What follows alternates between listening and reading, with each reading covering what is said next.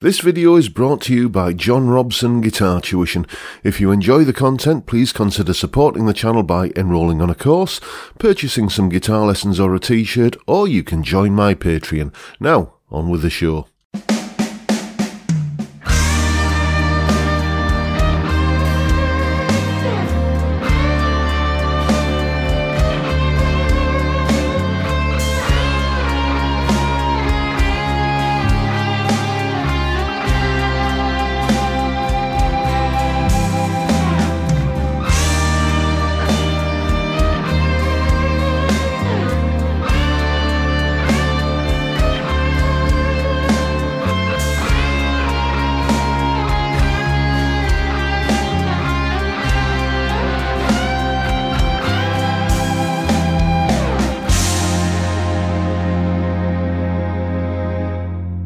Hello chaps, welcome once again to John Robson Guitar Tuition. As always, I do hope you're well. That was me having a little bit of a stab at what, on balance, I think is my all-time favourite Steve Lukather solo, and there's plenty to choose from when you think about it. You know, either from his work with Toto or his, multitude, his plethora of session dates that he's done over his incredible career. But that solo comes from a song called I Won't Hold You Back from the fabulous Toto 4 album. And it's, to me, just achingly gorgeous. It's reminiscent, I suppose, of a more kind of the more melodic side of Gary Moore, and a little bit of Jeff Beck in there as well. To me, it has kind of shades of "'Cause We've Ended as Lovers" in the way it's phrased and everything. So anytime you're using the words Gary Moore and Jeff Beck in conjunction, in the same sentence as Steve Lukather, you've got to be onto a bit of a winner, really. So anyway, that's why I love the solo, and that's why I decided to take a look at it on the channel. And here's a little bit of a breakdown about what's going on in the solo. Solo explanation. Okay, it's a beautifully simple solo, this, but quite complex in the way it's structured harmonically. And as we'll see as we go through this little explanation here, what makes it sound so achingly beautiful is the way that the notes are chosen for their kind of tension and release. A dissonant note that sounds quite unsettled, resolving to, a more kind of sweet, resolved note. So, we'll get into that as we go through. But first of all, let's have a look at the chord sequence. You can see I've got the capo on here because it's in E flat. And it's just easier to play these chord voicings in D, so I'm capoed up. So we start with an E flat major 7th, going to an E flat 6th.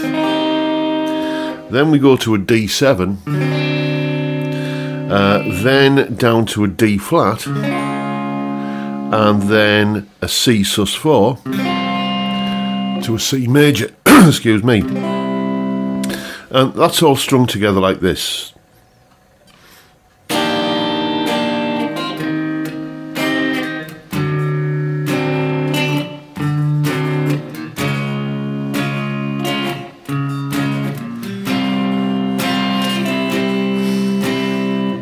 And you basically go twice through that sequence before coming out of the solo into an F minor 7.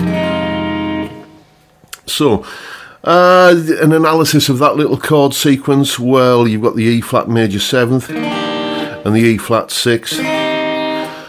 You can make the argument that that's in the key of E flat. You can even push it to say that the D7 is in the key of E flat as a secondary dominant chord that would take you to the 3 chord in E flat, which is G minor. So you could easily have like E flat going to D7 going to G minor. That would all work in the key of E flat. But instead of going to the G minor, we go to a D flat chord. Now, in my mind, what's happening here is that we're going to the related key of A flat major, which has a D flat chord in it. If you think of there's an A flat chord, and just do your simple little 3 chord kind of 1, 4, 5 thing, A flat, D flat, E flat. So there's a D flat chord in the key of A flat. And it just seems, you know, that's how it fits my kind of understanding of how chord sequences work. You're going from the key of A flat to the related key of D flat. Going from the key of E flat, I beg your pardon, to the related key of A flat. And then also in the key of A flat, you've got a C sus4 chord. The 3 chord in the key of A flat is C minor, but that can also be played as a C sus4. And then kind of treating that as essentially the major 3 chord, a C major. Very sort of Jeff Beck, because we've ended as lovers, isn't it? So that's a brief kind of whistle-stop tour of what's going on with the chords. Now, what he plays over the top of it is, as I say, it's all about tension and release. We start over that E flat major 7 by bending a C note up to a D note, which is essentially targeting the major 7th note of that E flat. Then we hit the E flat root note there, and then come back to the C note there, which is the 6th of E flat. So we're kind of resolving into the 6th of the E flat 6th chord. So I believe Luke would probably have played that like this, where he tends to like to fret in front of the bend.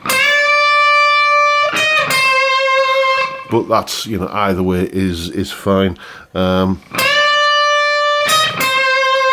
That's how I do it. Again, that's got a very Jeff Beck kind of flavour to it, hasn't it? Then we repeat that phrase over the next chord, the D7 chord, where we're essentially bending up to the root note of the D7 chord, up to the D note,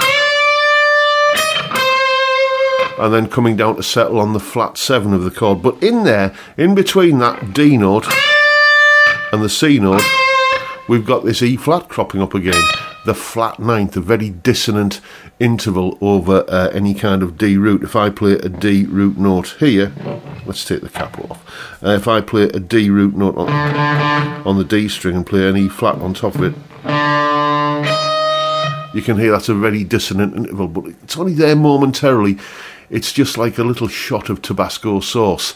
Just spices things up a little bit without getting too painful. And it's that tension and release that when we're kind of hitting this note and then resolving to this note, which is in the chord, that, as I say, it's one of the things that gives it that yearning kind of sound. After that, what phrase have we got? We've got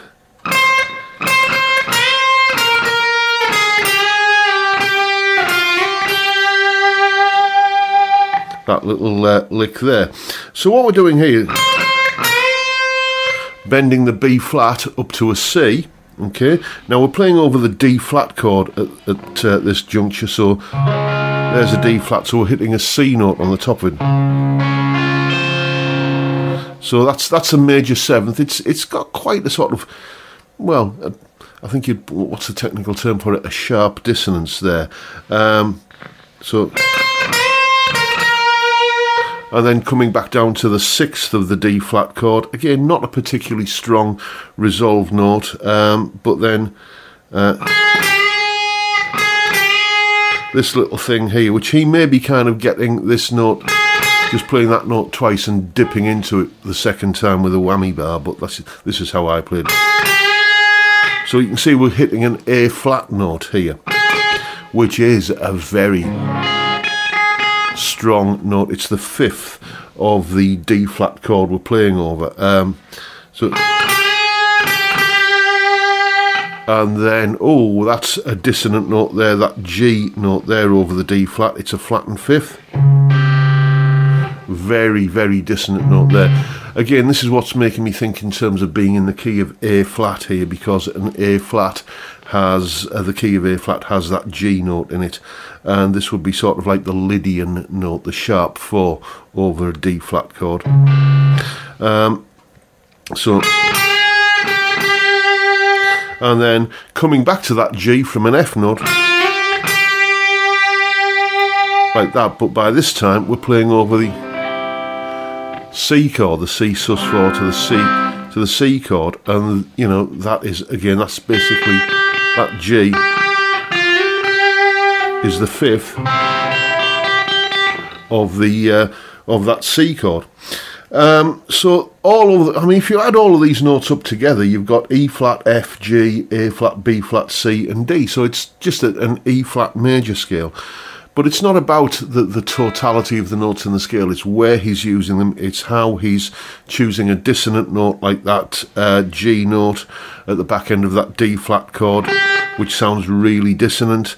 But then he arrives back at it when the C chord arrives, and it just resolves it and makes it sound so much more sweet and kind of like the tension and the release. So there you go. That's what's going on in this absolutely achingly beautiful solo by Steve Lukather.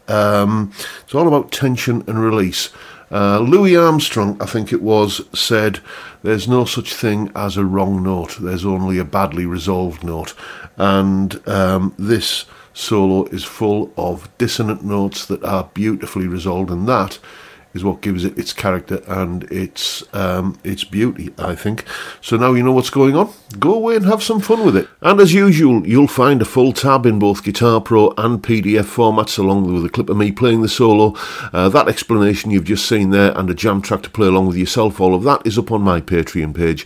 There's the address, link in the description. As I'm sure you know by now, $3 or £2.50 a month gets you access to all of these additional resources that go along with these YouTube videos. A massive thank you to everyone who supports me in that or any of the other ways, all of which are, you know where, linked down in the description. And that is pretty much it for today, folks. Hope you've enjoyed the video and found it useful and informative, and hopefully a little bit entertaining as well. And if that's the case, please hit the subscribe button and the notification bell if you haven't already done so, and why not drop me a like as well while you're at it. Don't forget the live stream every Friday 5 PM UK time. We drink beer and talk about music and guitars and whatever else crops up, basically. It's a great way to kick off the weekend, and I'd love to see you there if you can make it. But for now, I'll bid you all a good day and say thank you so much for watching. Thank you for your time. Look after yourselves, folks. Stay well, stay safe, and above all, stay sane. Bye for now.